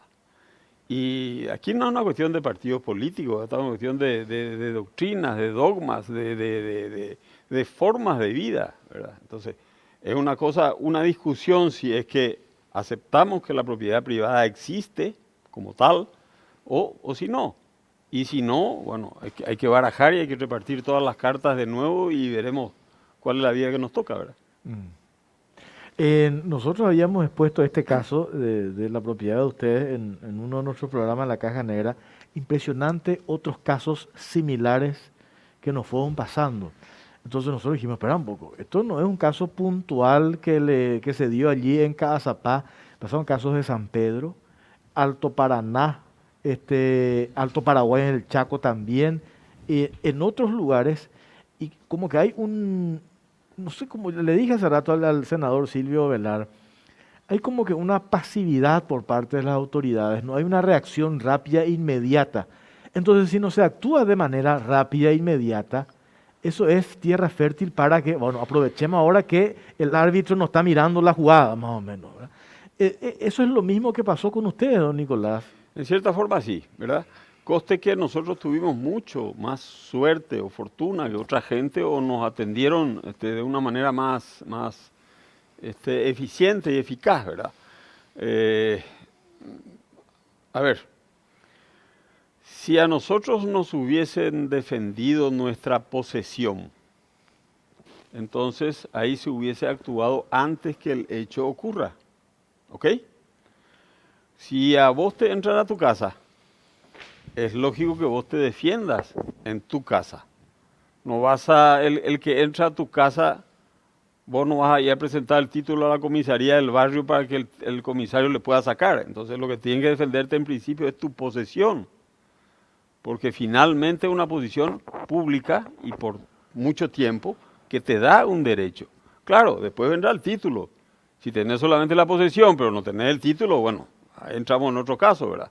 Pero hasta que se demuestre que sos el titular, que te defiendan la posesión, ¿verdad? O si no pasa lo que nos pasó a nosotros en 60 días, cuánto nos cuesta a nosotros, que podemos contarlo, ¿verdad? Y cuánto les cuesta a una gente que no tiene la suerte que tuvimos nosotros de recuperar la propiedad en 2 meses. Nosotros hacemos agricultura, hacemos ganadería, tenemos un proyecto forestal que tenía que empezar casualmente en este momento y en este lugar, ¿verdad? Y cuando empezamos a decir, bueno, ¿cuánto nos va a costar esto? Tenemos cuantificado cuánto va a ser el tema, si termina ahora, cuánto va a ser el tema jurídico, cuánto va a ser el tema de operativo, cuánto va a ser el tema y cuántos son los gastos intangibles que hay. Nosotros calculamos que a nosotros esta invasión nos va a costar la producción ganadera del año. O sea, lo que nosotros producimos en un año en ganadería va a llevar a esta invasión. No estamos hablando de utilidades, estamos hablando de lo que producimos. ¿Cómo vamos a pagar las otras cosas? Y bueno, y pagará parte de agricultura, y si no, haremos lo que siempre hicimos los productores, y a pedirle al banco, ¿verdad? Y después pagaremos al banco como tendremos que pagar, ¿verdad? Pero esa es nuestra realidad hoy. Hoy, y si esto no se descompone. Claro, o sea, ustedes viven con el Jesús en la boca, o sea, con el teléfono esperando que le llame a decir entraron de vuelta. Y yo lo que veo acá es que, fíjate, 100 años de posesión, o sea, no hay discusión sobre que esta propiedad, ellos se quedaron en el año 60. No. Hace 100 años no hay ninguna discusión sobre el título. Sin embargo, hay gente que tiene la posibilidad o tiene la idea de que puede entrar, ocupar, pero no es porque se le ocurrió a un lunático de ese grupo y dijo, vamos a invadir esta propiedad porque me gusta y tiene muchos árboles, vamos a entrar con mi grupo de lunáticos. No, acá hay una sistematización desde un sector político, económico o con lo que sea, o inclusive yo lo digo, mafioso, me hago cargo, de que ven una propiedad sin importar de quién sea y ven la posibilidad de entrar, sacar los rollos, vaciar, invadir, vamos a presionar jurídicamente, manejan policía, manejan fiscalía en algunos casos, manejan poder judicial, manejan todo y la desprotección es total. Entonces tienen que ir ustedes con no sé cuántos, con todos los recursos que tienen que poner jurídicos y me imagino todo lo que conlleva eso y demostrar otra vez que ustedes son los dueños. Me preocupa porque yo digo, yo ni loco en este país hago lo que hacen ustedes, comprarme una propiedad hoy, o invertir en una propiedad, hoy hacer ganadería, como vos decís, porque estoy expuesto a que pase el grupo de los muchachos pase por adelante en mi propiedad y les guste. Entonces, ¿cuál es la postura de ustedes para decir, vamos a seguir y qué garantía tienen para seguir? Porque, como vos decís, te invadieron, te volvieron a invadir, ahora está tranquilo, pero no sabe mañana. Mira, nosotros comenzamos hace 2 días, 3 días, a preparar las tierras que no pudimos preparar y no pudimos hacer nuestros cultivos invernales en esa parte. No es en toda la propiedad, claro, es en esa parte. No vamos a tener ya una buena parte de forraje invernal, o sea, te estoy contribuyendo más todavía a lo que decir cómo es que van a pensar en invertir o cosas por el estilo. Mira, el productor tiene fe, es un tipo de fe. El pequeño, el mediano o el grande, el que produce porque tiene fe en lo que hace. Los anuncios de las heladas que vamos a tener de aquí a 3 días son calamitosos, ¿verdad? Podemos perder toda la producción de maíz afriña, ese es otro tema. Pero básicamente tenemos fe. Por eso es que en nuestro caso somos varias generaciones que van apostando a lo mismo y cada vez más, ¿verdad? Quiero hacer un pequeño detalle porque mencioné algo de Latinoamérica cuando empezamos a hablar y de la propiedad privada y todo eso. Nosotros sería una pena que como país dejemos pasar otra brillante oportunidad que se nos está presentando y que Uruguay la está viendo muy bien. El refugio de inversiones en Latinoamérica van a ser los países que demuestren tener estabilidad y sobre todo previsibilidad. Si nosotros no entendemos que todavía estamos a tiempo para tomar ese tren, y bueno, creo que la clase política habrá dejado pasar una oportunidad espectacular para recibir inversiones en este país. Claro. No sé si soy claro, ¿verdad? Sí, sí. Y de lo contrario, está el otro extremo del ovillo, ¿verdad? ¿A dónde vamos a ir a parar lo que apostamos ya a este país? Lo que tenemos todo lo clavado y plantado aquí en este país. Entonces uno dice, bueno, la puta, a ver, que alguien me explique cómo viene la mano. Lo que ahora también genera, porque acá me pasan las veces que tocamos este tema, a mí me sorprende, y no todos quieren hablar, don Nicolás. Yo por eso creo que tiene que ver también con eso que dijiste, ¿verdad? Ustedes dependen de la policía, del fiscal de la murallas, zona. la propiedad no tiene tiene murallas. Entonces, no todos quieren hablar. Cuando aparece uno que da la cara o que hace la denuncia y se suman y te dice, yo estoy en la misma situación, o aparece el abogado que quiere hablar.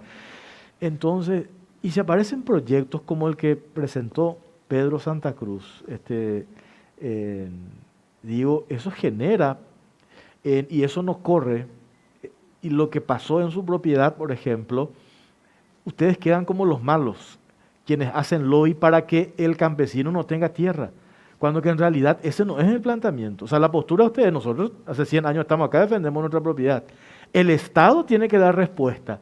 Es un hecho real que el Estado no da respuesta al sector social campesino, es una realidad.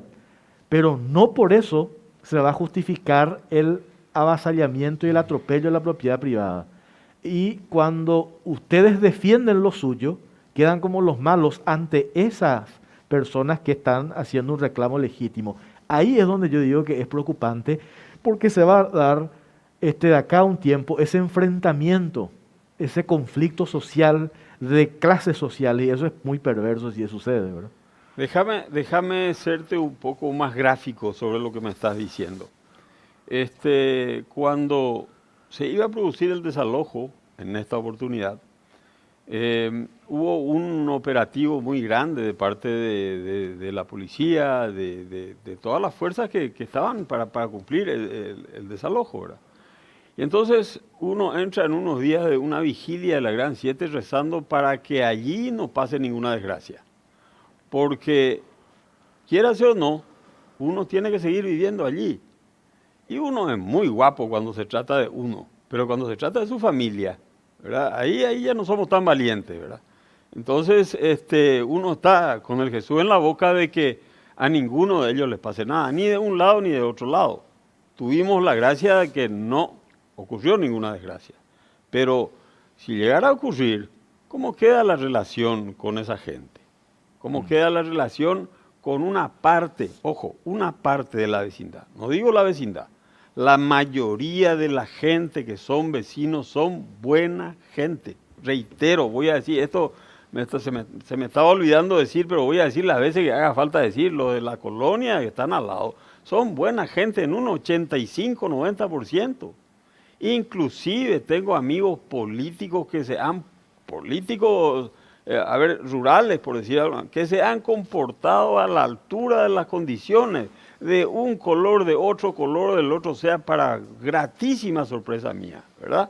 Y para seguir teniendo esperanza en que los que tienen que cambiar este asunto es la clase política, no la podemos cambiar nosotros, sí podemos incidir, pero son ellos. Ahora, ¿tenemos esperanza o no tenemos esperanza? El tema de la invasión de la propiedad de ustedes, cuando este grupo entra, ustedes tuvieron una oportunidad de hablar con ellos, ¿cuál era la posposición? Porque antes cuando uno ve estas invasiones le pregunta y va el que le defiende y dice, no, pero ellos reivindican que esa propiedad les pertenecía o que es terreno fiscal o que es terreno no sé qué cosa o que es tierra mala vida. En el caso de ustedes, cuando tienen 100 años ahí, un siglo ahí, ¿qué excusa puede poner la gente que invade? ¿Bajo qué premisa invaden la propiedad de ustedes? Bueno, este es un caso un poco particular porque... Mira, disculpame, Nicolás, por favor. esta es la propiedad de ustedes. Mirá lo que Esa es. es la propiedad de mi hermana. De tu hermana. De mi hermana, sí. Acá Esta se es pudo la propiedad correr. que fue invadida 2 veces. Esta fue invadida 2 veces. Sí, Hace correr un poco Belén. Esta es la producción, por también, supuesto. también, sí, sí, En- sí, ahí está. sí, sí, sí. Esa es parte de la casa, supongo, ¿verdad? Sí, eso es Ita Sombrero, sí. Eso ahí está sombrero. Bueno, esto que él preguntaba, mira lo que es. Y esto no es que, esto tiene más de 100 años, la cuarta generación nos decían el otro Así día, mismo, ¿verdad? así mismo. Esto no Tiene se, más no de se hizo, no se logró de la noche a la mañana. Y En acá, absoluto. dentro de este establecimiento, ¿cuánta gente ahí lugareña trabaja, verdad? Mucha, Mucha mucha, gente. mucha. Trabaja fija, trabaja gente de otro lugar, la parte agrícola mueve mucha gente.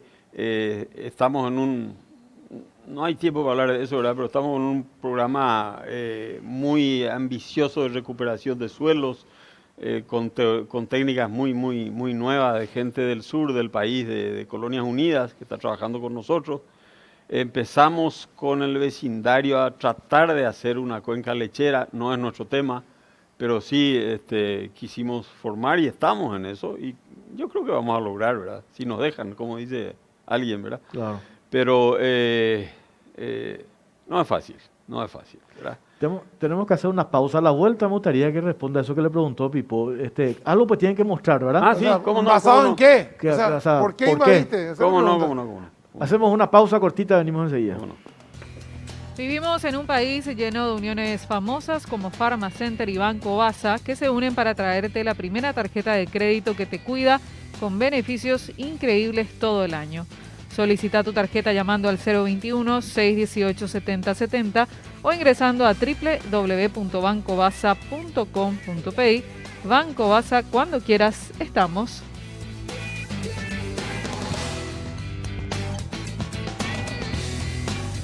Seguimos en Cara Cruz, último bloque. Don Nicolás, eso que le preguntó Pipo, ¿qué argumentaron? ¿Qué argumentó esta gente? ¿Qué mostró? ¿Mostró algún papel? ¿Cuál fue el discurso para justificar esa invasión? A nosotros nada, a nosotros no nos mostraron nada, ¿verdad? El tema fue así, empezó hace 2 años, no sobre mi propiedad, sino sobre la propiedad de al lado, sobre la propiedad de mi hermana y de mi cuñado y de su familia, ¿verdad? Y en aquel entonces dijeron que esa era una propiedad que pertenecía al INDER y empezaron a rejuntar dinero, mucho dinero. Está en la denuncia. Bueno, espera, voy a irme más despacio. Empezaron a recoger dinero, a recaudar dinero, asegurando un lugar, un lote, cosas que se hacen usualmente, ¿no? Pero se produce un desalojo rápido. En aquel entonces fueron, creo que, no sé, 30 días o 35 días. Y entonces los campesinos que se sintieron estafados le hacen una denuncia a los líderes por estafa. Se presenta esa denuncia en la Fiscalía de San Juan de Nepomuceno y hay allí una denuncia de 30 o 40 campesinos que le denuncian a los líderes por estafa. Tenemos la copia del Yo tengo la expediente, copia, ¿verdad? sí. Perfecto. Pasa todo eso, habrá seguido su curso. Yo no tenía conocimiento de esa denuncia, ¿verdad? Sigue su curso y después de 2 años aparece esta misma gente. Y esta misma gente con la misma cantinela, con la misma historia, pero trayendo gente de otro lado, bastante gente de otro lado, es la que produce la invasión. Así es. Una invasión rara, una invasión con varios componentes urbanos, como si fuese invasión de alguna... Porque en una invasión tradicional a un campo agrícola ganadero entran los campesinos generalmente, entran los invasores, no los campesinos, ganan el monte, en el monte empiezan a cerrar, se hace tabla, con las tablas se empiezan a hacer las primeras casas, se ponen, ese es el sistema, ¿verdad? Acá no. Acá entraron, metieron tablas, no, entraron con un agrimensor, ya la primera vez, por eso en la denuncia, está por estafa, está el nombre del agrimensor, está, todos los chiches tiene la Fiscalía de San Juan de Nepomuceno. Entraron con agrimensores, esta segunda vez también, partieron, parcelaron los lotes, trajeron tablas, metieron constructores, hicieron unas cuantas casas construidas ahí, pero tipo urbano, 3x3, algunas tenían techo, otros tenían techo de zinc, ¿verdad? Y después se buscaba la gente que quería ocupar esas casas. Nunca en mi vida, Claro. y ya tengo un Una especie de kilometraje inmobiliaria recorrido, de las ¿verdad? invasiones. Jamás vi esto, ¿verdad? Nunca vi este sistema. Y bueno, después había gente, a ver un poco, voy a cuidarme con las palabras, genuinamente genuinamente rural, rústicos, te voy a decir, que venían y hacían su casita, qué sé yo, que fueron los menos, y yo te diría que los muy menos. Después ya mencionaban que fulano tal ya había comprado 12 lotes o 14 lotes y que ya tenía más o menos 100 hectáreas o 120 hectáreas de propiedad, ya el fulano que tenía ya la casita construida, la más linda de todas. Que el que ya vendió después por la propiedad. Todavía no pasaron 60 días, todavía no alcanzamos 60 días. O sea, fue una cosa, yo creo que la ubicación de la propiedad, la forma como está desarrollada la propiedad, estamos hablando de curvas de nivel por todos lados, estamos hablando de agricultura, estamos hablando de ganadería, estamos hablando de asfalto, estamos hablando de luz eléctrica, agua corriente. Faltaba un cartel que diga inmobiliaria tal, acá venta del lote, lo único que faltaba, después cualquier cosa. Entonces la tentación es muy grande, evidentemente el dinero recaudado no es menor, el negocio en este caso cierra. Esa es la versión. Claro. La Y, única, pues, estos son lo que nosotros decíamos los invasores profesionales. ¿sí? Que Las mafias. esta denuncia que hace este grupo de campesinos a un esquema, hay un abogado allí metido y este abogado dice, dame, yo te voy a dar tu pedazo de tierra.